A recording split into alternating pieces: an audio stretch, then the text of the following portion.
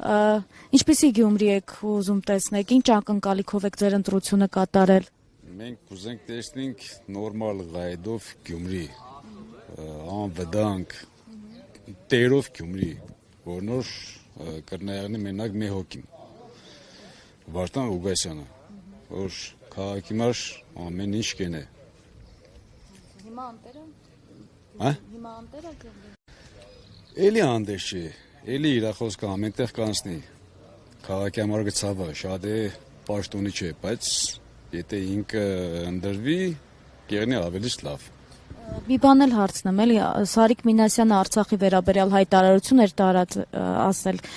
եթերում։ Հիմա դուք նախ ծարել եք թե ոչ եւ իսկապես Գյումրիում այդպես խուսափում էին Արցախ գնալուց, փող էին տալիս, դժբախտ էին իրենց զգում Արցախ ընկնելուց։ Դժբախտ հետ մա չի զգացել, իրան իմ տեղից էլ է գնացել ծառայել, հենց Ղարաբաղ սաղն է գնացել ծառայել են։ Ով որ վախեցել է չի գնացել իրանց հարցրեք։